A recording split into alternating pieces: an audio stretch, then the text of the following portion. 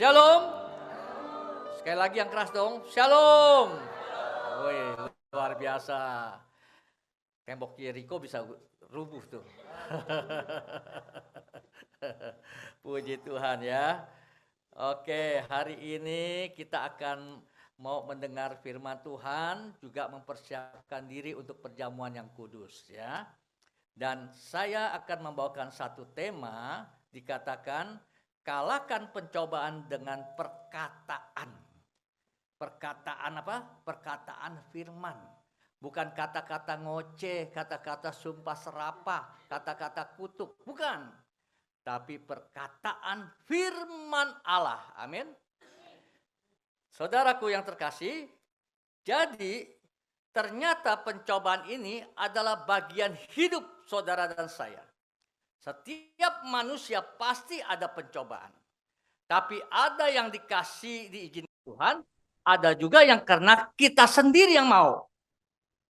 Yang pasti bahwa di dunia ini ada pencobaan. Buktinya apa? Yesus pun juga diizinkan untuk masuk ke padang gurun, Bapak Ibu. Dia dikatakan orang yang dikatakan tidak ada salah. Bahkan juga dia tugasnya datang ke dunia ini untuk menyelamatkan manusia. Tapi Bapa mempersiapkan Yesus supaya ini menjadi contoh teladan buat saudara dan saya. Bahwa kehidupan orang bukan artinya bebas dari pencobaan. Ngeri dong ya? Ngeri nggak kira-kira? Mau nggak dicobain? Nggak mau ya? Tapi kenyataannya iblis itu seperti singa yang sedang mengaum-ngaum. Dia melihat nih siapa nih yang yang lemah nih. Siapa yang suka ngoceh-ngoceh nih. Wah, dia datang tuh. Ya, dia coba itu. Nah, makanya hari ini kita mau belajar nih rahasianya bagaimana ketika pencobaan itu datang dalam kehidupan kita. Ya. Matius pasal 4 ayat 1 sehingga ayat 11. Firman Tuhan berkata, kita lihat ya. Matius pasal 4 ayat 1 sampai 11. Maka kata Yesus dibawa oleh roh ke padang, maka Yesus dibawa oleh roh ke padang gurun untuk dicobai iblis ya. Dan ayat keduanya, dan setelah berpuasa 40 hari dan 40 malam, di situ dikatakan apa? Akhirnya laparlah Yesus. Jadi artinya Yesus itu mengalami sama seperti manusia. Walaupun dia Tuhan yang firman ini turun ke dunia menjadi manusia, jadi keilahiannya 100%, tapi dia harus melakukan tugasnya sebagai manusia 100% juga. Maka itu dia akan mencontohkan kepada manusia bagaimana pada saat menghadapi padang gurun. Saudara, jadi dikatakan apa? Lalu datanglah si pencoba itu dan berkata kepadanya, jika engkau anak Allah, perintahkanlah supaya jika engkau anak Allah, perintahkanlah supaya batu-batu ini menjadi roti. Kira-kira Tuhan Yesus sanggup nggak batu jadi roti? Sangat sanggup. Tapi kalau dia lakukan itu, gagal rencana Bapak. Maka itu dia tahu siapa yang ngomong nih. Simbolis nih. Ya, simbolis itu artinya apa? Bapak pendusta. Dia licik. Bagaimana supaya terpengaruh, terpleset seperti si Hawa terpleset. Ingat? Pada mula-mulanya manusia jatuh dalam dosa. Ya, simbolis itu. Dia plesetin, saudara. Pakai firman lagi. Terus yang ayat keempat, tetapi Yesus menjawab, ada tertulis, manusia hidup bukan dari roti saja, tetapi dari setiap firman yang keluar dari mulut Allah. Wow, luar biasa nih. Jadi ini ada senjata otoritas kuasa Allah bagi orang percaya. Jadi saudara bukan hidup karena makan sayur asam sama ikan teri sama sambal terasi, bukan itu. Ya, bukan sangsak ya. Sang apa saksang. Nah, bukan itu ya. Kalau itu kan buat kenyang sebentar. Ya. Terus yang kelima ayatnya. Kemudian dan menempatkan dia di hubungan bait Allah. Ini iblis kayak nggak ada kerjaan aja nih. Yesus diajak ke hubungan baik Allah. Udah gitu disuruh apa? Yang ayat 6-nya. Lalu berkatalah kepada Yesus, jika engkau anak Allah, jatuhkanlah dirimu ke bawah. Sebab ada tertulis, dikatakan apa? Mengenai Yesus ini, ia, Bapa, akan memerintahkan malaikat-malaikatnya, dan mereka akan menatang engkau di atas tangannya, supaya kakimu jangan terantuk kepada batu. Kalau sampai itu terjadi, Yesus loncat bunuh diri namanya. Ya namanya Tuhan Yesus ya hebat. Nggak mungkin mati. Tapi kembali lagi, ketika dia lakukan hal itu, namanya dia bukan lakukan secara manusia lagi. Nah, itu bisa dituduh, bisa dituntut sama iblis. Ya, mentang-mentang Tuhan sih, terang aja. Nah, akhirnya gagal rencana Bapak. Makanya Yesus tidak mau terpancing. Hati-hati nih. Jadi kita orang percaya ketika menghadapi sesuatu masalah seperti apa kesukarannya di padang gurun, seringkali ada tawaran alternatif. Ya Pak ya, mau cepet-cepet selesai gitu ya. Tapi ujung-ujungnya apa? Ujung-ujungnya jadi berantakan. Dulu pernah saya dikatakan nih rumah ini nih saksinya nih. Pintunya kan mesti kan harus begini. Tapi saya disuruh nyempong ke sono. Karena paman saya tanya ke paranormal, Pamia. Saya ikutin paman aja. Disuruh ganti ya ganti ke sono, ke sudut sana. Jadi ke mana tuh? Pokoknya jadi bukan lempeng lagi, jadi nyamping. Habis saya bikin itu aturan saya mau merit tahun 82 enggak jadi. Berantakan malah berantem sama paman. Ah, itu Hong Sui katanya. Jadi nanti rezekinya banyak segala macam. Malah jadi berantakan. Aturan 82 saya merit, jadi mundur 83. Coba. Orang Kristen. Saya kan dari lahir udah Kristen. Tapi terpengaruh juga saudara. Karena masih Kristen abal-abal. Ya, maka itu janganlah percaya hal-hal yang tahayul, firman Tuhan katakan ya. Nah, dan di situ kalau Tuhan melakukan perkataan iblis, maka dia akan gagal. Apakah Tuhan Bapa di sorga tidak sanggup untuk memerintahkan malaikat? Pasti sanggup. Nggak usah diperintahkan tuh malaikat. Malaikat sendiri yang mungkin yang menatangnya. Tapi gagal rencananya untuk menyelamatkan manusia. Karena dia harus menjalankan kodratnya sebagai manusia 100%. Nah, saudara, selanjutnya kita bisa lihat ayat berikutnya, ayat 7. Yesus berkata kepadanya, ada pula tertulis, janganlah engkau mencobai Tuhan Allahmu. Jadi Yesus tidak marah, tidak tersinggung, tidak macam-macam, hanya perkataannya dibalas dengan firman Allah. Perkataan firman yang dikeluarkan. Bahwa janganlah engkau mencobai Tuhan Allahmu. Jadi ternyata iblis masih tunduk dengan Allah. Ya. Terus ayat 8-nya, dan iblis nggak mau sampai di situ saja. Dia nggak mau nyerah. Dia langsung dikatakan lagi. Dan iblis membawanya pula ke atas gunung yang sangat tinggi dan memperlihatkan kepadanya semua kerajaan dunia dengan kemegahannya. Jadi Bapak Ibu, siapa yang mau kaya? Angkat tangan. Hah? Ini nggak mau. Mau kan? Nah, tuh ke gunung tinggi. Itu firman Tuhan bilang tuh. Iblis bawa ke gunung tinggi. Dan dia berkata apa? Yuk kita lihat ayat selanjutnya. Ya. Dan berkata kepada Yesus, semua ini, Yesus, engkau lihat nih, itu kan semua apa yang ada di dunia ini yang gemerlapan dan semuanya apapun yang ada di dunia ini seisi seluruhnya aku berikan kepadamu.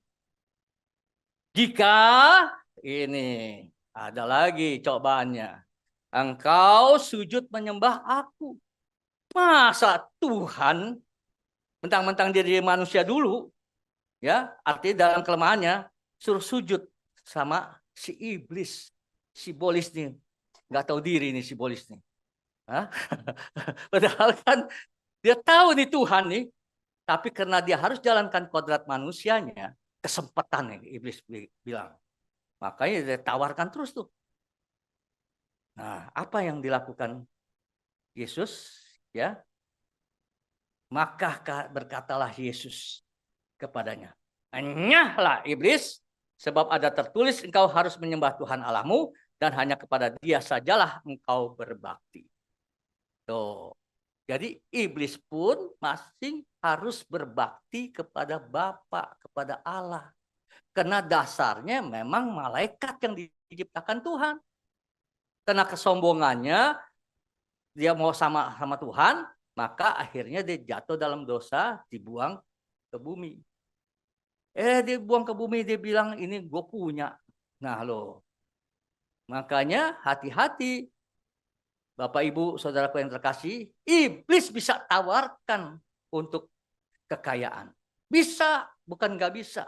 Iblis bisa nyembuhkan, bisa, bukan nggak bisa. Bisa. Tapi semua ada syarat-syaratnya. Mau? Nggak ya. Yang tahu pasti nggak mau. Ya. Nah, lanjut kita ayat 11. Lalu iblis meninggalkan dia dan lihatlah malaikat-malaikat datang melayani Yesus. Artinya kemenangan akhir ketika perkataan Yesus yang ketiga ini, "Enyahlah engkau iblis." Nah, di situ iblis mulai takut. Maka saudara dalam menghadapi setan atau apapun jangan gemeter. Siapa yang takut ke kuburan? Hah? Kalau ke kuburan numpang-numpang anak babi lewat. Ya, atau kalau kita mau buang air kencing dekat pohon, numpang anak babi mau ngencing katanya. Waduh, kayak permisi gitu ya. Padahal kita anak raja. Kita ada kuasa yang roh yang ada di dalam diri kita ini jauh lebih besar dengan roh-roh yang ada di dunia ini. Tapi kadang-kadang kita tetap takut, betul nggak? Jalan yang gelap, udah ngeri. Sendirian nggak berani. Ajak rame-rame. Wah, baru jalan. Ya, ntar kalau ada suara sedikit meringkik kayak sedikit. Waduh, ngibrit lari, saudara. Ya, saya pernah ngalamin, saudara. Pada waktu tengah malam, saya diteleponin, suruh ke Tanah Tinggi. Ya, terus dia kesurupan. Kesurupannya sudah 5 hari, saudara. Pendeta sudah banyak yang datang, diusir kagak mau pergi-pergi. Betah dia. Nah, akhirnya saya tengah malam, saya bilang sama istri saya nih, waduh, saya disuruh datang untuk mengusir setan nih, bagaimana nih? Di Tanah Tinggi lagi. Jam 12 malam teleponnya. Waduh, bingung saya. Hati dak-dikduk, takut juga. Tapi saya bilang, Tuhan, gimana nih Tuhan? Tapi kalau memang kau izinkan saya harus pergi, saya minta otoritas kuasamu. Si tante ini nggak mau ikut. Udah kemalaman katanya. Jadi saya sendirian. Waduh, jalan kebat-kebit juga nih saudara. Ya, bukannya takut sama setannya, takut nanti ditodong atau apa di sana, kan tahu sendiri. Maaf nih di sono ya.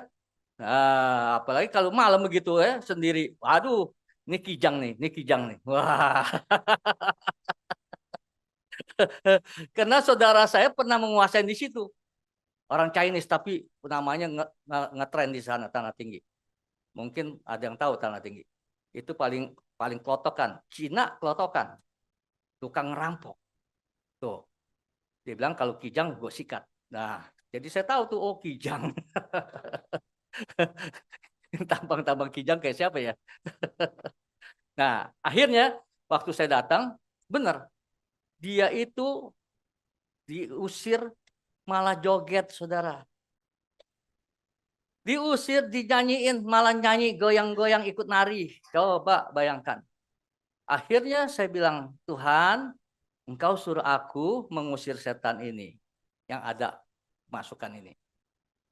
Berikan hikmat buat saya, apa yang saya harus lakukan. Tahu-taunya Tuhan kasih. Engkau ambil air putih, engkau doakan, engkau tahirkan. Menjadi air suci. Saya ikutin, Tuhan, kiranya air ini engkau berkati, engkau tahirkan Tuhan. Habis saya bilang amin dalam nama Bapa, Putra, dan Roh Kudus, amin. Saya kasih dong, saya sodorin dong.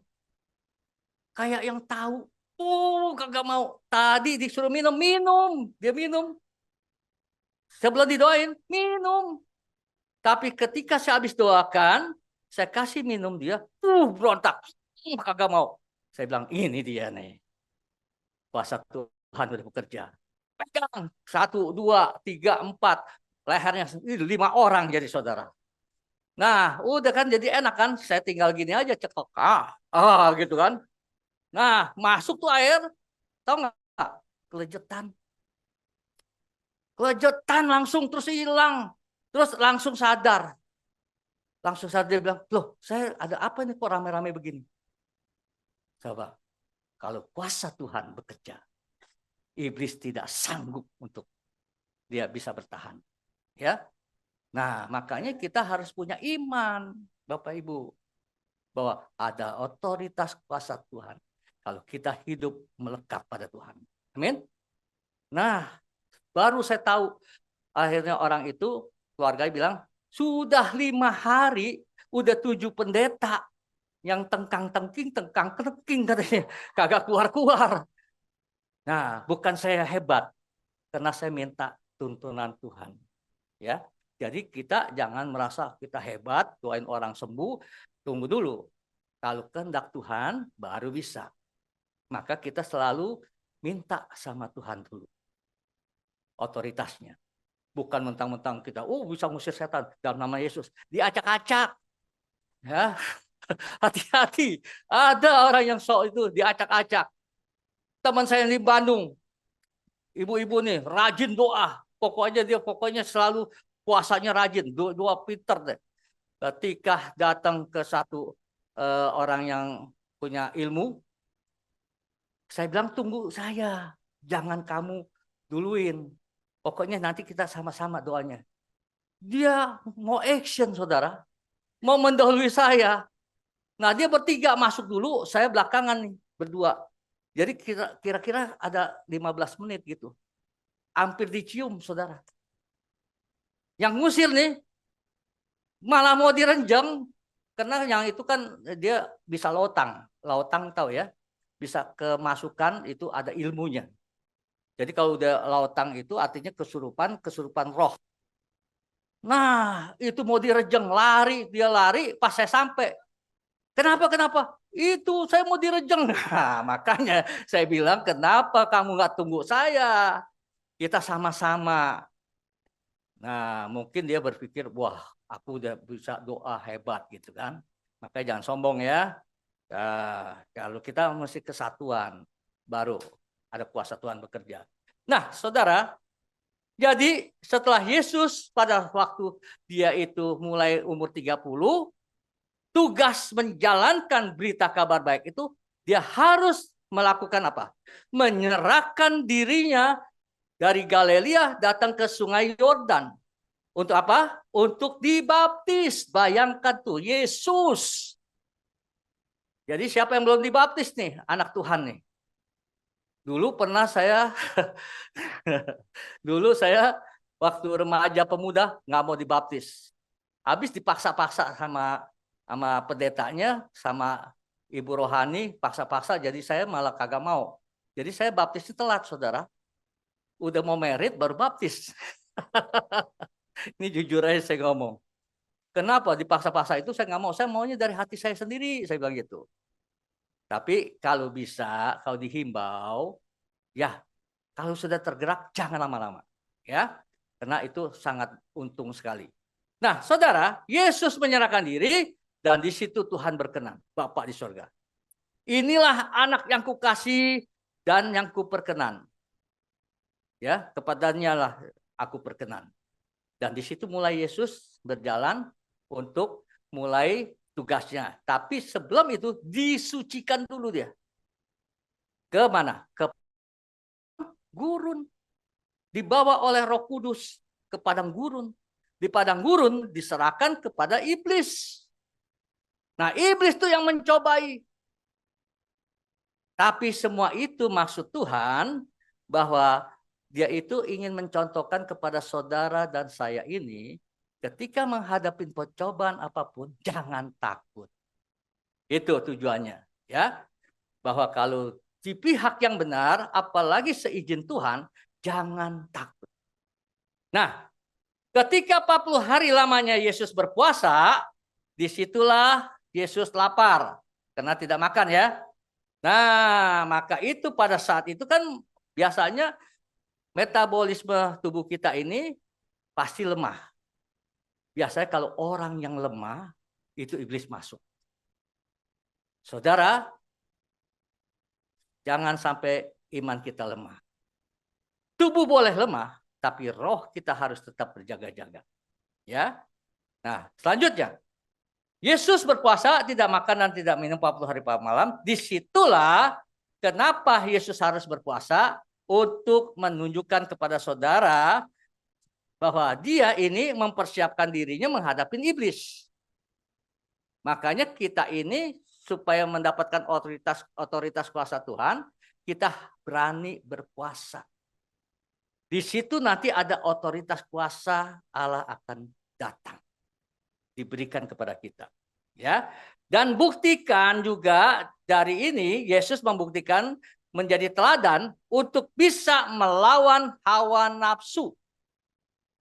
Ya, melawan keinginan daging. Nah, Yesus mengajarkan hal ini supaya apa, saudara? Yesus turun ke dunia menjalankan tugasnya sebagai manusia. Kenapa dicobainya di padang gurun? Padang gurun itu mewakili sengsara, penderitaan, kegersangan, tandus, dan lain-lain. Betul nggak? Paling nonton di filmnya ya. Kausan gitu ya. Langsung halusinasi dah tuh. Dia lihat macam-macam fata morgana. Ya. Nah, Yesus mengajarkan kepada setiap orang percaya untuk hati-hati. Ada oknum yang tidak senang, yang suka mencobai. Ya, ingat. Jadi manusia tidak luput dari pencobaan. Terus jangan takut hadapi cobaan, dibawa masuk padang gurun. Biasanya kalau kita ada masalah persoalan, selalu berkata apa? Kok Tuhan, kok tega amat sih? Aku sudah setia begini, kok masih masalah datang terus bertubi-tubi? Nggak ada habis-habisnya Tuhan. Nah, Tuhan yang disalahin. Padahal nanti kita akan lihat, ada apa di balik itu terjadi. Emang ada seizin Tuhan untuk meningkatkan kualitas kita. Tapi ada itu pencobaan datangnya dari apa? Hasrat keinginan kita. Pegang janji Tuhan, janji firman Tuhan ini. Dan juga untuk menghadapi padang gurun ini, lakukanlah puasa dan doa. Jadi supaya sudah tahu padang gurun, sekalian aja puasa. Istilahnya Mumpung nggak punya makan, sekalian ya puasa. Kan jadi orang lihatnya, oh puasa padahal lagi gak ada makanan. Tapi bukan gitu maksudnya ya. Nah, berbicara padang gurun, pastinya gini, yang tidak enak. Satu, identiknya padang gurun ini, bisa saja pada saat Anda mengalami kesukaran ekonomi. Pokoknya udah jatuh ketiban tangga, ketiban ember, ketiban cat lagi. Aduh, habis dah. Belepotan. Nah, terus kehancuran dalam rumah tangga yang kita tidak duga. Karena perselisihan paham, tidak mau saling mengerti, tidak mau saling mengalah. Akhirnya bisa aja runjang. Banyak hari-hari ini keluarga orang-orang Kristen berantakan. Tapi saya percaya di sini enggak ya. Harus aman-aman ya. Ya, Ibu Kasmina ya. Sekarang sudah duduk berdua ya. Mantap. Terus kadang-kadang apa? Kedatangan sakit penyakit yang belum bisa sembuh nih. Jangan takut. Serahkan dulu sama Tuhan. Hatimu harus tetap bersuka cita. Mengucap syukur di dalam segala hal. Kalau kita sakit penyakit belum disembuhkan Tuhan, ada maksud Tuhan di balik ini. Percaya, ada kemuliaan Tuhan nanti. Happy endingnya luar biasa. Menjadi kesaksian yang hidup. Ya. Terus kerugian yang tiba-tiba mendadak. Nggak ada hujan, nggak ada angin, tiba-tiba petir, geleger. Jatuh Rudin. Ditipu habis-habisan. Bisa. Dengar. Nah, itu sama juga padang gurun buat kita. Ya. Dan lagi dikatakan kena fitnah. Waduh, cilaka 12. Kalau udah kena fitnah. Bisa nangis Bombay. Nggak ada yang bela lagi. Kasihan lagi. Ya. Nah, dan lain-lain. Nah, jadi bagaimana sikap kita? Apa makna berpuasa? Kita harus tahu. Karena Yesus sudah mencontohkan ketika masuk di padang gurun, dia siap melakukan tugasnya apa? Berpuasa. Karena Tuhan izinkan, Bapa di sorga izinkan Yesus untuk masuk padang gurun berpuasa. Jadi saudara dan saya ingat baik-baik, jangan takut mengenai puasa. Siapa yang belum pernah puasa? Belum pernah puasa? Wah, sekali-sekali boleh belajar puasa. Karena itu mengasah, pokoknya nanti kita lihat ya maknanya ya. Apa maksudnya berpuasa ini? Ya. Karena pada saat saya mengalami dari tahun berapa tuh? Tahun 90 berapa tuh? Di situ saya berkata, Tuhan, aku sekarang mengerti banyak kesalahan yang saya mesti jadi anak Tuhan yang baik. Tapi ternyata masih amburadul. Nah, ketika saya sadar itu, saya ikrar sama Tuhan, Tuhan, saya mau puasa.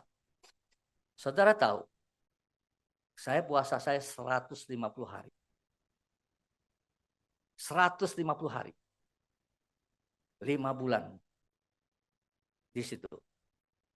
Tapi dari dari malam jam 7, buka puasa lagi, besoknya jam 6 sore, jam 7 makan berat. Jadi jam 6 tuh makan kecil dulu supaya kita punya ucus nih, jangan sampai nanti kenapa-napa gitu kan.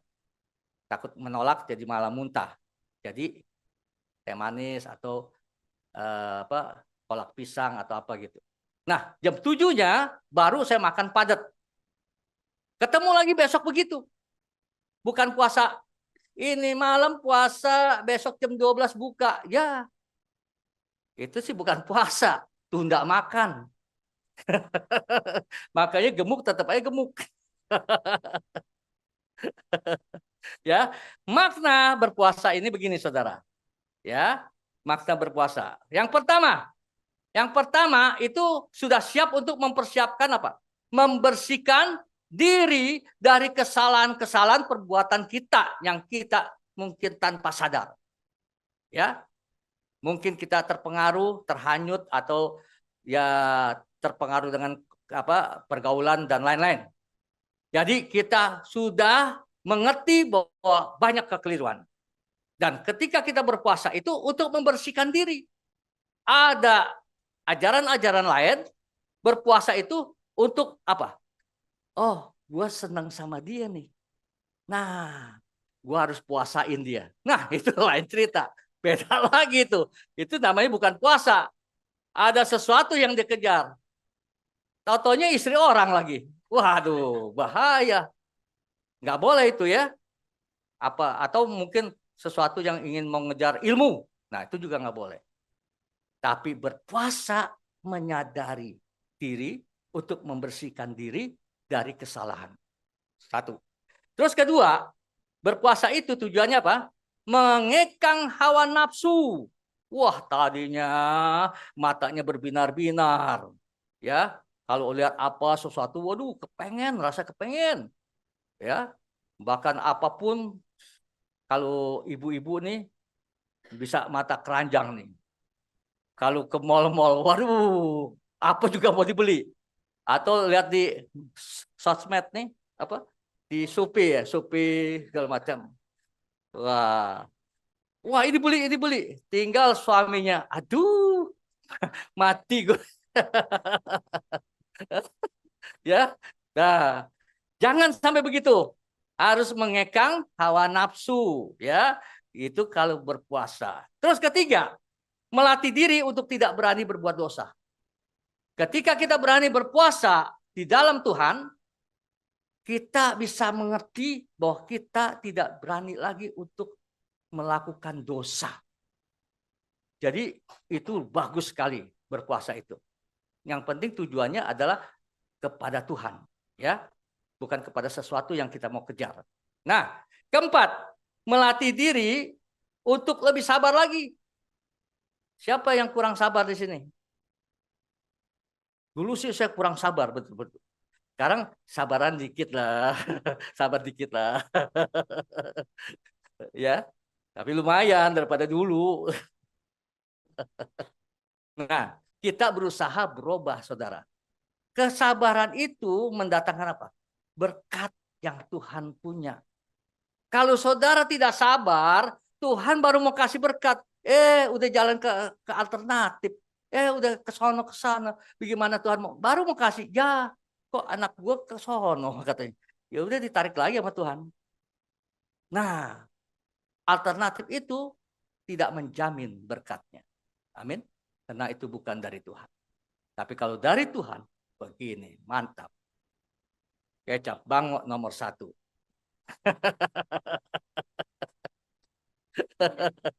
Ya. Nah, kelima ini memperbaiki metabolisme tubuh kita. Betul nggak? Yang tadinya mungkin sudah gejalanya itu bakal bisa stroke atau darah tingginya bisa meledak. Jadi nanti dia bisa baik kembali. Kenapa? Udah tidak lagi mau dikit-dikit ya sangsang sangsang ya sangsang ya cukup baru makan cukyok saudara, ada yang kasih enak banget tapi nggak berani banyak-banyak saudara. Nah, metabolisme itu perlu sekali perbaikan pada saat puasa itu secara biologis dan kedokteran dokter bilang bagus.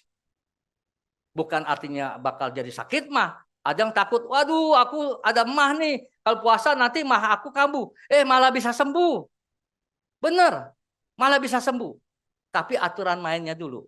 Ya, jangan mendadak kaget itu langsung buka puasanya makan sebanyak-banyaknya. Karena udah lapar nih. Nah, itu salah. Itu bisa sakit malah. Ya. Terus keenam, menjernihkan pikiran dan hati. Pikiran kita tuh akan kembali menjadi jernih dan hati kita menjadi lebih baik lagi. Hati kita tidak serakah, hati kita tidak egois dan lain-lain ya. Ketujuh, ini yang hebatnya. Ketujuh, ketika kita puasa selesai itu kita menerima kuasa supranatural. Karunia-karunia datang. Saudara percaya nggak bahwa saudara akan bisa diberikan karunia-karunia Tuhan? Mengusir setan dalam nama Yesus, setan kabur. Perlu dilatih, saudara. Ya, kalau saudara hidupnya masih belum benar, ngusir setan, diacak-acak sama setan. Hah? Lu siapa? Ya, Paulus gua kenal, dia bilang gitu. Hah? Petrus gua kenal. Semua rasul gua kenal. Lu siapa katanya? Pakai nama siapa? Diacak-acak tuh si Silvanus tuh, ya. Nah, maka itu ayo ketika kita betul-betul melakukan sesuatu yang baik, pasti Tuhan akan membela kita. Jadi saya teringat lagi ada satu cerita nih saudara, ya. Ada satu cerita di dalam Matius 17 ayat 20 sampai 21 itu ceritanya tentang ada orang anak-anak dibawa oleh orang tuanya kepada murid-murid karena dia kesurupan membanting-banting dirinya. Nah, murid-murid waktu itu ternyata belum ada kuasa. Tapi dia ikut Yesus, percaya Yesus. Karena dia mengikut Yesus dan dia lihat. Dan dia coba-coba. Saudara, tidak ada mujizat. Bahkan jadi diejek murid-murid. Ya Yesus, muridmu nggak bisa apa-apa tuh. Nggak bisa ngusir setan tuh. Makanya Yesus bilang, ya kita baca ayat 20 sampai 21. Yesus berkata kepada mereka, karena kamu kurang percaya. Jadi dia sindir, Yesus ini menyindir juga kepada murid-muridnya yang melakukan itu, tapi setan nggak bisa kabur, setannya tetap malah membanting-banting lagi, ya membanting orang yang kesurupan itu. Terus Yesus berkata, karena kamu kurang percaya, sebab aku berkata kepadamu, sesungguhnya sekiranya kamu mempunyai iman sebesar biji sesawi saja, kamu dapat berkata kepada gunung ini, gunung persoalan ya, maksudnya ya, bukan gunung gede kita pindahin, itu nggak ada kerjaan namanya, ya, gunung persoalan, ya. Nah, pindah dari tempat ini ke sana, pindah. Jadi apapun persoalan hari ini kita percaya, kalau ada iman sebesar sebiji sesawi saja, katakan, hai persoalanku, enyah kau. Dia bisa akan pergi. Amin. Nah, pindah dari tempat ini ke sana, maka gunung ini akan pindah dan tak akan ada yang mustahil bagimu. Terus ayat 21, Yesus tegaskan begini. Jenis ini nih, yang lagi kesurupan nih, yang banding-banding diri, tidak dapat diusir kecuali dengan berdoa dan berpuasa. Tuh, Yesus mengajarkan kepada kita hari ini, kita harus bisa punya sikap kita selalu berdoa dan juga suka berpuasa. Disitulah ada otoritas kuasa. Amin. Maka langsung Yesus bilang, enyah kau keluar, maka anak itu sembuh. Oke. Puasa dampaknya kondisi menjadi lemah akibat dehidrasi ya. Tetapi di dalam Tuhan, jangan takut saudara. Memang puasa itu membuat kita lemas, betul nggak? Tapi kalau lemasnya itu, saya kan pernah ngalamin pertama-tama. Benar saudara, lemas rasanya. Kepengen buru-buru makan. Nah ketika ingat makan, tambah ini. Terganggu saudara. Wah saya buru-buru aja. Tengkurap, tiduran. Terus saya nyanyi. Sambil tiduran saya nyanyi. Lupa tuh yang namanya lapar.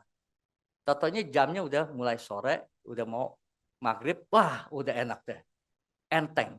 Tadinya jam 2 sampai jam 3, setengah 4 itu mulai tergoda.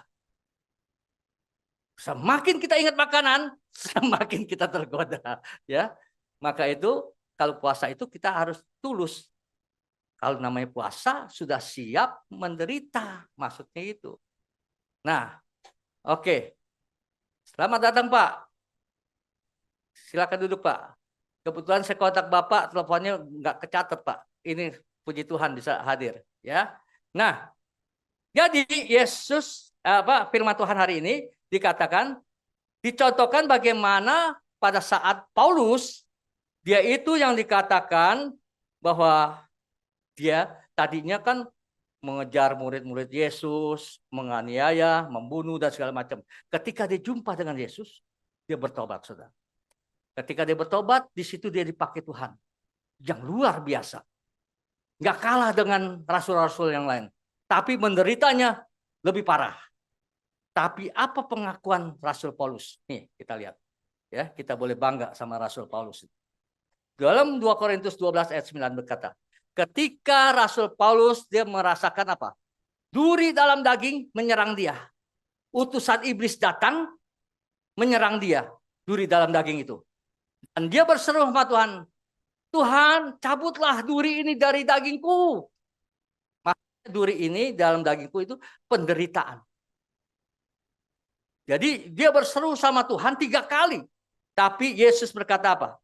Tetapi jawab Tuhan kepadaku, pengakuan Rasul Paulus ya. Cukuplah kasih karuniaku bagimu, sebab justru dalam kelemahanlah kuasaku sebab itu terlebih suka aku bermega atas kelemahanku, supaya kuasa Kristus turun menaungi aku. Jadi ketika saudara berpuasa, undang hadirat Tuhan. Engkau akan dikuatkan. Ya, di dalam kelemahan. Di situ engkau akan menjadi sempurna. Wow, luar biasa. Terus ayat 10-nya kita lihat. Apa yang dikatakan Rasul Paulus? Karena itu aku senang dan rela di dalam kelemahan, di dalam siksaan, di dalam kesukaran, di dalam penganiayaan dan kesesakan oleh karena Kristus. Karena Kristus, ya, bukan karena dosa kita. Ya, ada orang disiksa, menderita karena dosa sendiri. Tapi kalau kita teraniaya oleh karena nama Yesus, itu menjadi kebanggaan. Ya. Sebab jika aku lemah, maka aku kuat. Wow, luar biasa. Ketika kita lemah, dalam puasa itu kita udah mulai merasa, aduh berat amat Tuhan. Tapi kita ingat Yesus nih. Ini untuk Yesus nih. Aku menyatakan diri pertobatanku ini. Tuhan, aku mau membersihkan diri. Sebab aku ingin melekat sama Engkau Tuhan. Wah, di situ ada kekuatan yang baru. Amin. Nah, jadi nggak cengeng lagi kita. Ya. Di saat Yesus lapar, di saat itulah iblis menyerang. Jadi pada saat kita mungkin masalah yang begitu beban berat, kadang-kadang kita bisa meratap, menangis. Bahkan kita kalau menangis pun air mata nggak bisa keluar lagi. Begitu menderitanya. Ingat, Yesus masih ada yang bisa menolong kita. Nah, maka itu ketika itu iblis mulai masuk, makanya ada 3 hal yang kita ulang lagi ya. 3 hal, 3 kali iblis mencobai Yesus. Pertama, jika engkau anak Allah, perintahkanlah supaya batu-batu ini menjadi roti. Pasti bisa kan? Tapi Yesus nggak mau. Ya. Kedua, jika engkau anak Allah, jatuhkanlah dirimu ke bawah sebab ada tertulis mengenai engkau, ia atau Allah akan memerintahkan malaikat-malaikatnya dan mereka akan menatang kau di atas tangannya supaya kakimu jangan terantuk kepada batu. Tuhan pun Yesus tidak mau ikutin perkataan iblis. Ya. Yang ketiga, jika engkau sujud menyembahku, semuanya ini sesi dunia ini akan kuberikan kepadamu. Sorry, Tuhan Yesus bilang. Dia tidak tergiur dengan harta dunia. Amin. Nah, dia tujuannya adalah harta jiwa-jiwa umat Tuhan. Jiwa-jiwa manusia yang dia harus selamatkan. Itu hartanya dia. Harta dunia dia tidak mau. Karena yang punya dia sendiri. Dia yang ciptakan dunia. Dia punya sendiri hartanya yang luar biasa. Mana bisa dibandingkan harta dunia ini dengan harta yang ada di kerajaan sorga. Ya, makanya Yesus tahu ini siasat siapa nih? Siasat si iblis. Ya, perlu kita sadari iblis bisa juga membuat manusia bisa makmur dan juga bisa adakan mujizat seperti yang tadi saya katakan. Kalau siapa yang mau kaya, ayo ikut naik ke gunung yang paling tinggi. Bisa, iblis bisa kasih. Tapi syaratnya hati-hati ya. Enak di depan, nggak enak di belakang. Bahkan seterusnya lagi merembet. Nah, kata Yesus, iblislah yang menjadi bapamu dan kamu ingin melakukan keinginan-keinginan bapamu. Apabila ia berkata dusta, ia berkata atas kehendaknya sendiri. Sebab ia adalah pendusta dan bapa segala dusta. Itu Yohanes 8 ayat 44 ya. Dan ingat, iblis juga bisa apa nih, saudara? Bisa menyamar seperti apa? Seperti apa? Seperti malaikat terang. Bayangkan, kalau kita tidak melekat hati sama Tuhan, kita tidak pernah bersekutu dengan Tuhan secara pribadi, gampang ditipu. Dilihat seperti ini, waduh baik amat nih orang nih, malaikat nih. Nggak taunya si Bolis menyamar. Ya, nah makanya itu Tuhan ingatkan nih hari ini. Ciri-ciri iblis menyerang kepada manusia perlu kita tahu. Bagaimana Bapak Ibu? Mau tahu nggak caranya iblis? Mau tahu ya? Oke, simak. Pertama, dia menyerang pikiran saudara. Ya, kedua, dia menyerang hasrat hati, keinginan. Ya, yang ketiga, dia menyerang mata. Makanya suka ada mata keranjang. Bukan hanya ibu-ibu belanja di mall, bapak-bapak juga mata keranjang juga banyak. Betul nggak? Di sini nggak ada. Di sini nggak ada dong. Nggak ada. Ada nggak? Nggak ada yang ngaku ya. Nah, intinya saudara, tiga hal ini, bahasa Latinnya, bahasa Yunaninya, itu orang itu termasuk yang pertama adalah hedonisme. Hedonisme itu artinya dia lapar kepuasan. Bahkan juga keinginan daging hawa nafsunya tuh dia umbar. Dan hidupnya seronok.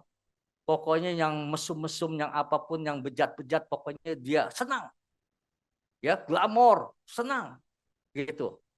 Nah, itu orang hedonisme. Hidupnya, wah, urakan. Nah, itu kenapa? Dari pikiran. Karena merasa, oh, kan ini senang. Pergaulan ini senang. Pergaulan bebas, apalagi. Waduh, enak katanya. Nah, itu dari pikiran. Dihajar pikiran. Nah, terus kedua, akan timbul menyerang hati ini. Apa saudara? Hati kita bisa dipengaruhi menjadi egoisme. Nah, ketika egoisme itu loncatan spektakulernya tuh mau jadi orang yang terhebat itu makin menjadi-jadi. Bahkan juga dia pengen menjadi power. Jadi lebih hebat daripada orang yang lain. Timbul akhirnya apa? Keangkuhan, hidup, sombong.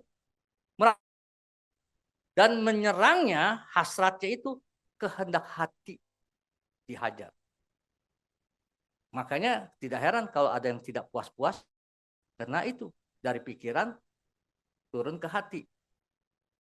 Kalau kita biasanya yang waktu lagi pacaran dari mata turun ke hati. Ya kan? Dari mana datangnya cinta? Nah, dari mata turun ke kantong. Zaman dulu betul. Kalau zaman jadul nih itu murni saudara. Betul nggak Pak Alam ya? Mira gimana lihatnya kan? Zaman jadul ya. Lihat kantongnya ya. Lihat gantengnya baiknya. Tapi zaman sekarang empe-empe juga diembat ya. Kenapa? Dari mata lihatnya ke kantong. Nah, itu yang bahaya saudara. Jadi timbullah berikutnya jadi materialisme. Ya, yang ketiga materialisme. Nah, materialisme tahu sendiri kan, maunya takhta, kedudukan, kerajaan, kekayaan itu berkaitan dengan mata memandang. Ini ciri-ciri iblis menyerang kita. Amin. Makanya harus pakai kacamata kuda. Gelap dong pakai kacamata kuda. Nah, berbicara pencobaan. Ayo, Siapa yang tahu? Hah?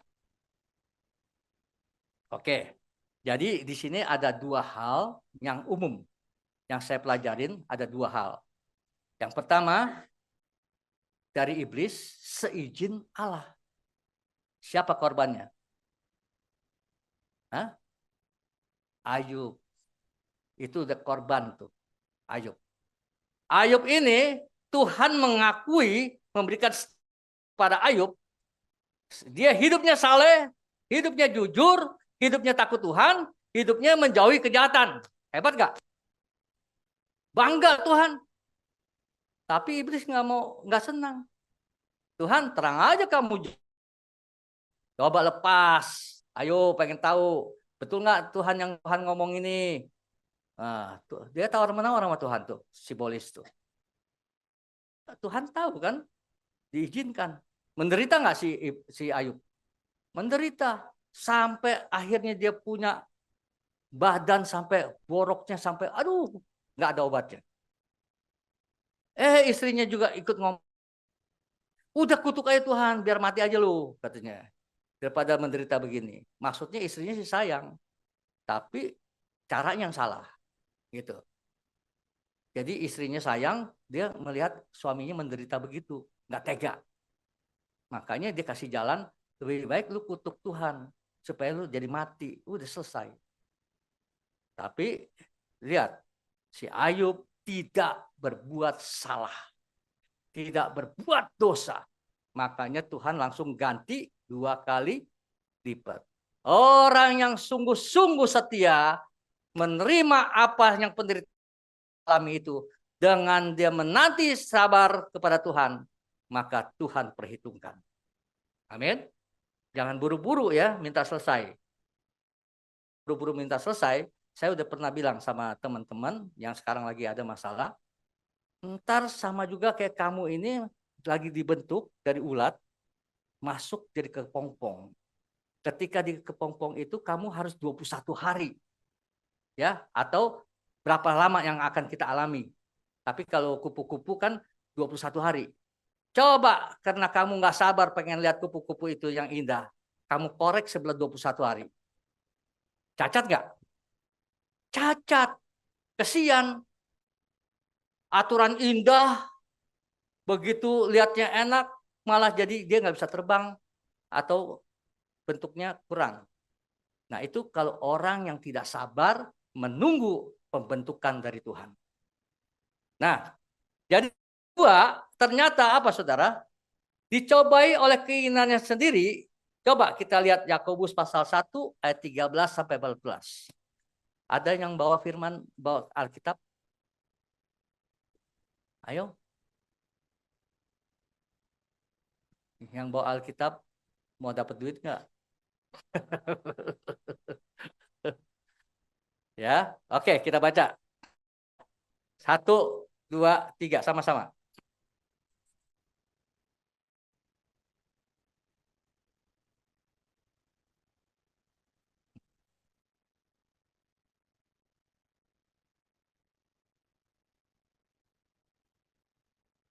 Nah, jadi 14 ya.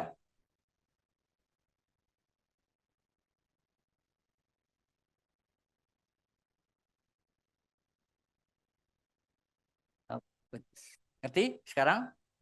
Bahwa kedua, jangan salahin si Bolis. Jadi kambing hitam terus si Bolis, kesian juga. Ya, bisa saja menjadi perilaku kita sendiri, keinginan hasrat kita yang tidak sesuai firman. Memaksakan diri mau jadi orang kaya boleh saja, tapi dengan cara yang halal dong. Tapi ini cara apa saja dia embat. Nah, itu yang membuat jadi akhirnya mengandung dosa. Amin. Nah, maka itu jangan sampai kita terkecoh. Jangan sampai kita terkecoh.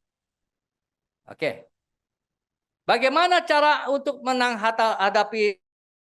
Yuk, kita belajar sekarang ya. Seperti Yesus berkata, iblis itu mulai berdialog sama dia, menyerang dia. Rotinya, batunya supaya jadi roti gitu kan. Yesus berkata apa? Tetapi jawab Yesus, ya, Yesus menjawab, ada tertulis manusia hidup bukan dari roti saja, tetapi dari setiap firman yang keluar dari mulut Allah. Jadi perkataan yang dia balas, dia keluarkan kepada iblis, bukan perkataan yang macam-macam, tapi perkataan yang lembut, secara apa yang dikatakan? Perkataan firman. Jadi kita selalu menghadapi masalah persoalan, ingat kita harus ucapkan firman. Yang namanya firman tidak ada kata-kata sumpah seperapa. Yang namanya firman selalu pegang janji Tuhan. Dan hidup di dalam kebenaran. Nah, itu yang iblis takut. Karena firman Tuhan itu ada kuasanya. Ya. Kita lihat selanjutnya. Kenapa Yesus tidak terpancing padahal lapar? Karena dia sendiri adalah apa? Dia firman Tuhan adalah Allah itu sendiri dan wujud perkataannya adalah ada kuasanya. Ya. Dan di dalam Yohanes pasal 1 dikatakan pada mulanya adalah firman, firman itu bersama-sama dengan Allah dan firman itu adalah Allah yang turun ke dunia. Itu yang disebut Yesus Kristus. Jadi dia nggak mau terpancing. Memang dia harus menjalankan kodrat manusianya ya, tapi dia nggak mau terpancing. Bahkan kita harus tahu kalau kita yang menghadapi ini masalah, ingat kita harus pegang firman ini, yaitu pegang Yesus Kristus ini. Yaitu dikatakan Yesus berkata apa? Yohanes 6 ayat 35, Akulah roti hidup, barang siapa datang kepadaku, ia tidak akan lapar lagi, dan barang siapa percaya padaku, ia tidak akan haus lagi. Jadi ketika kita lagi lapar, kita lagi menderita, kita lagi kena pencobaan, itu datang kepada Yesus. Jadi kita tidak akan lapar lagi, tidak akan haus lagi. Kenapa? Dia yang puaskan kita. Dia yang memberikan jalan keluar. Dan dia juga berkata bahwa aku adalah air kehidupan. Barang siapa percaya padaku, seperti yang dikatakan oleh kita, dari dalam hatinya akan mengalir aliran-aliran air hidup. Seperti perempuan Samaria yang diperigi di Sikar. Ketika Yesus datang, Yesus minta minum. Dan akhirnya Yesus tawarkan lagi, aku akan berikan air hidup. Mau nggak? Terus akhirnya perempuan ini mau. Karena air hidup yang aku berikan, dia akan menjadi mata air yang membual-bual. Bayangkan, mata air yang membual-bual itu artinya tidak akan kering, saudara. Jadi ada kehidupan yang tidak akan kering. Itu ya janji Tuhan Yesus. Nah, perkataan kedua yang Yesus melawan iblis ini dengan apa caranya? Yesus berkata, ada pula tertulis. Nah, jadi memperkatakan perkataan firman, ya. Ya, memperkatakan perkataan firman. Yesus berkata kepadanya apa? Ada pula tertulis, janganlah engkau mencobai Tuhan Allahmu. Karena dia tahu iblis kelemahannya. Hanya kepada Tuhan dia tunduk. Walaupun dia iblis, tapi dia tunduk kepada Allah. Nah, jadi kita jangan terkecoh, saudara. Kalau kita ada anak Allah, tidak ada lagi istilahnya takut dengan iblis. Tidak ada lagi takut dengan pencobaan. Pencobaan itu hanya sesaat untuk mengajarkan kita untuk naik level. Amin. Disitulah kalau kita berani, maka kita akan naik level. Ya. Nah, apa yang selanjutnya? Perkataan firman adalah ada di dalam kitab Injil adalah kekuatan Allah. Maka ada ayatnya, saudara. Ya, ada ayatnya. Nih. Jadi dia berkata karena iblis ini hanya tunduk kepada Allah. Maka ada ayatnya begini, saudara. Roma 1 ayat 16. Sebab aku memperkenaan yang kokoh dalam Injil, karena Injil adalah kekuatan Allah yang menyelamatkan setiap orang percaya.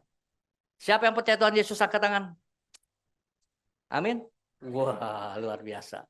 Tapi kita harus percaya perkataan firman. Ada kekuatan kuasa Allah Katakan, Tuhan, aku mau sembuh. Percaya kita akan sembuh. Amin. Tuhan, saya akan dilepaskanlah dari jerat ini, jerat itu. Percaya, Tuhan akan bisa lepaskan. Yang penting kita percaya. Ya. Jadi selanjutnya yang ketiga, bahwa Yesus berkata apa? Maka dikatakan lagi yang ketiga ini, bahwa maka kata Yesus kepadanya, enyahlah iblis, sebab ada tertulis, engkau harus menyembah Tuhan Allahmu dan hanya kepada Dia sajalah engkau berbakti. Lalu iblis meninggalkan dia dan lihat, malaikat-malaikat datang melayani Yesus. Jadi Yesus gak pernah sumpah serapah kepada iblis.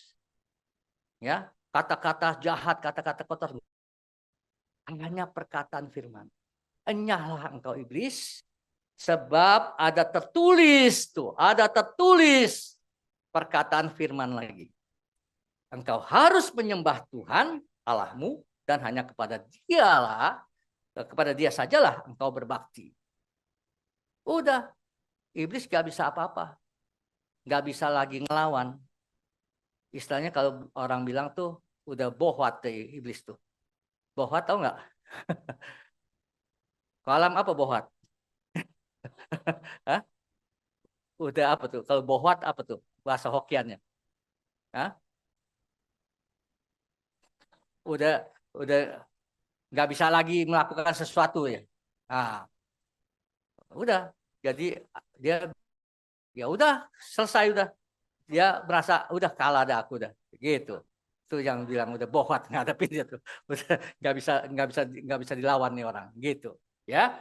Nah, inilah kita punya sikap hari ini pada saat pencobaan itu datang. Cara atasi ketika iblis menuduh. Biasanya saudara, kenapa saudara bisa kalah? Saudara tahu iblis tak. Tapi dia itu hanya memancing, memelintir pikiran kita ini supaya kita, oh iya, aku dosa, aku bersalah. Padahal kita sudah berkata sama Tuhan, Tuhan, aku mengaku dosa. Dan Tuhan, tahirkan dan bersihkan. Nah, tapi iblis tuduh. Maka itu kita harus lawannya begini, saudara. Cara atasi ketika iblis menuduh, Yakobus pasal 4 ayat 7 dan 8, karena itu kan kita kepada Allah adalah tunduk kepada Allah. Nggak boleh tunduk. Jangan karena ada iblis bilang serem, takut segala macam. Kita aduh iya benar. Jadi akhirnya kita nyembah dia. Wah sorry ya. Itu menjadi celaka buat kita. Jadi karena itu tunduklah kepada Allah yang pertama. Dan kedua, lawanlah iblis, maka ia akan lari daripadamu. Katakan, nyahlah kau iblis, karena aku ini anak Allah. Yang sudah disahkan oleh Allah bahwa aku anak Allah. Tapi ingat, perkataan itu betul. Apakah kita betul nggak hidupnya benar? Kalau hidupnya masih belepotan, bagaimana? Iblis bilang, nggak salah lu ngomong gitu. Dia bilang gitu lagi. Hah? Nggak salah lu. Ngaca dulu. Nah, digituin gimana? Nah, terus mendekatlah kepada Allah. Itu yang ketiga, ya. Dan ia akan mendekat kepadamu. Kalau Allah sudah mendekat pada kita, dalam dia dan firman-Nya ada di dalam kita, minta apa saja. Saudara mau minta apa hari ini? Ayo. Apapun yang saudara inginkan, Tuhan tahu hatimu. Amin. Nah, tahirkanlah. Selanjutnya, kita bukan hanya mendekat saja, tapi kita lakukan perbuatan. Tahirkanlah tanganmu. Artinya, kamu sudah tidak lagi melakukan sesuatu yang jahat dan membersihkan diri. Ya, hai kamu orang yang berdosa, dan sucikanlah hatimu. Hai kamu yang mendua hati, tuh. Jangan suka mendua hati. Amin. Engkau tidak akan memperoleh apa-apa. Di dalam Yakobus pasal 1 ayat 8. Maka itu kita lihat lagi. Kita selanjutnya apa? Sebab iblis ini suka menuduh nih saudara. Jadi jangan terima setiap tuduhan iblis. Kalau engkau sudah merasakan bahwa engkau adalah anak Allah, ya, dia suka mengungkit-ungkit lagi. Ya, gue tahu lu sekarang rajin, suci, kayak malaikat lu. Padahal lu apa dulunya? Tuh, dia bilang dulunya. Nah, kita terpengaruh. Iya ya, dulunya gue bejat nih, dulunya kayaknya nggak pantas gue. Nah, itu iblis bikin jatuh, saudara. Kalau kita sudah begitu terpengaruh, kita bisa mundur. Makanya jangan terima setiap tuduhan iblis yang menyerang kehidupan kita, tetapi lawanlah itu dengan iman yang teguh. Dan lebih lagi kita harus memakai apa? Memakai senjata Allah. Memakai senjata Allah ini hadapin iblis dengan perkataan firman juga, ya, dibarengin dengan perlengkapan senjata Allah yang harus kita punya. Pertama gini, saudara. Pikiran kita ini harus dibungkus pakai apa? Ketopong. Kalau sekarang kalau kita naik motor pakai helm, ya, dijaga kan kepala kita nih. Jadi maksudnya pikiran kita dijaga dengan ketopong apa? Ketopong firman Allah. Jadi ketika kita ada ketopong firman Allah, kita tidak akan mau pikiran yang kotor, ya. Kedua, baju jira. Baju jira itu menunjukkan diri Anda, oh, orangnya adil. Wah, luar biasa nih ya. Orang bangga melihatnya. Adil soalnya. Terus yang ketiga, ikat pinggang. Hidupnya selalu dalam kebenaran. Tidak mau melakukan lagi yang jahat. Yang keempat, selalu mengandalkan pedang roh. Pedang roh itu apa? Firman Allah. Dan yang kelima berikutnya apa? Dia selalu berdoa. Yesus pernah berkata di Taman Getsemani, Petrus dan temannya itu, ya, bangun, berdoalah sejam saja bersama dengan aku, maka engkau dijauhkan dari berbagai pencobaan. Karena tubuh ini lemah, roh ini penurut. Maka kalau saudara mau dijauhkan dari pencobaan, supaya roh saudara tidak menurut kepada baik, maka harus berjaga-jaga berdoa. Siapa yang suka berdoa? 1 jam aja minimal. Ada? 1-2 ya, kok 1-2? Bagaimana nih ketua regu nih? Hah? Kepala geng nih? Hah? Doa nggak kepala geng? Doa. Iya, harus doa. Paling tidak 1 jam saja, saudara. Ya. Nah, udah gitu pakai perisai iman. Bahwa iman kita jangan sampai goyah. Kita harus hubungin dengan perkataan-perkataan. Karena apa? Ketika kita firman Kristus, maka timbullah iman. Makanya firman itu harus kita sering dengar, makanya jadi perisai. Ketika kita mendengar firman Kristus, itu menjadi perisai. Jadi apapun tidak akan bisa gampang menghasut hati kita. Dan akhirnya kita akan melakukan kasut kerelaan. Mau melayanin dan mau direndahkan tuh orang lain. Ya, mau dibikin jadi kesetan, ya nggak jadi masalah. Nggak gampang marah. Dengan kerelaan itulah namanya rendah hati. Orang rendah hati ada ganjaran. Wow, luar biasa. Ya. Selanjutnya, jadi kita ingin tahu lebih tinggal dikit lagi ya. Pedang bermata dua ini seperti dikatakan firman ini nggak bedanya pedang bermata dua. Bisa buat saya, bisa buat saudara. Ya. Sebab firman Allah hidup dan kuat dan lebih tajam daripada pedang bermata dua manapun. Yang menusuk sangat dalam sampai memisahkan jiwa dan roh. Dia sanggup menilai pikiran dan niat hati kita. Jadi kalau udah ada pedang firman itu mengatakan kita merasakan bersalah, harus kita cepat berubah. Jangan udah tersindir nih dengan firman. Aduh, kenanya aku nih. Tapi udahlah, itu si pendeta udah ngomong nanti besok juga lupa. Jangan, ya. Kita pada saat itu merasakan sepertinya tertusuk hati kita, sindir, kita bertobat. Karena itulah yang memisahkan dari jahat yang untuk menjadi kebaikan, ya. Nah, oke, selanjutnya. Selanjutnya, tips yang berikutnya, jangan terima setiap tuduhan iblis, melainkan kita harus belajar meladani Tuhan Yesus untuk melawan iblis dengan senjata Allah, yaitu kita harus menjadi teladan, ikuti teladan Yesus.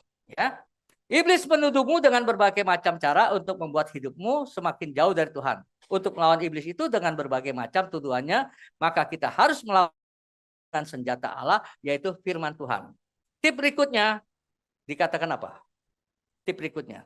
Nah, saat iblis menuduh saudara sebagai seorang pendosa, jadi kan manusia ini tidak luput dari dosa kan?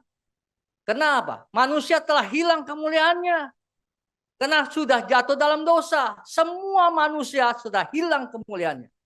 Tapi ketika kita mengaku dosa, maka Tuhan mentahirkan kembali, Dia menguduskan kita. Nah, ketika itu bahwa kita percaya kita sudah dipulihkan Tuhan. Tapi tetap iblis ini menuduh, saudara. Maka itu saat iblis menuduh saudara sebagai seorang pendosa, maka lawanlah setiap tuduhan itu dengan berdoa. Tuhan, aku dituduh Tuhan.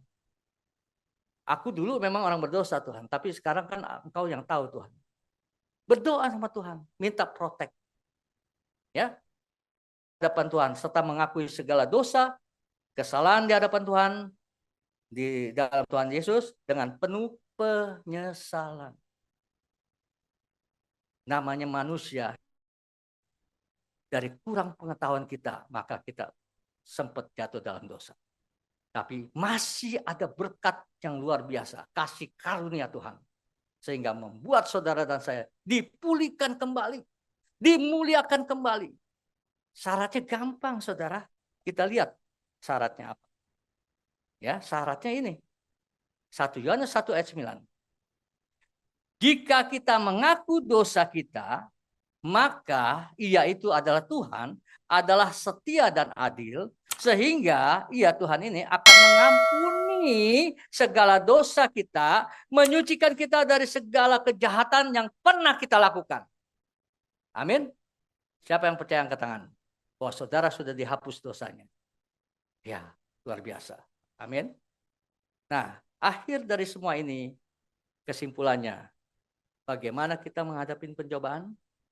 1, kuasailah dirimu. 2, perkataan firman. Bukan caci maki. 3, tunduklah kepada Allah. Nah, iblis akan lari. Ya. 4, jangan terima tuduhan iblis lagi. Iblis tidak layak mendakwa kita lagi, saudara. Kecuali Tuhan yang berkata, masing kau tidak benar. Nah, itu lain cerita. Tapi iblis tidak layak lagi untuk menghakimin kita. Ya, karena kita sudah diadopsi menjadi anak-anak Allah. Amin. Yang kelima, pakailah perlengkapan senjata Allah. Yang keenam, percaya kuasa Tuhan. Tuhan sudah memberikan kepada kita. Setiap orang yang percaya, dia bisa mengusir setan dalam nama Yesus. Dan memegang ular, ular pun tidak mematikan kita. Ya, kan Rasul Paulus kan pernah dipatuk di Pulau Malta. Tapi apa? Dikebaskan doang. Orang sangka bentar lagi mati. Kenapa? Itu sangat beracun. Tapi tidak bisa. Karena ada Tuhan yang membelanya. Nah, terus apa lagi? Yang tetaplah berdoa dan puasa. Kiranya Tuhan Yesus memberkati kita.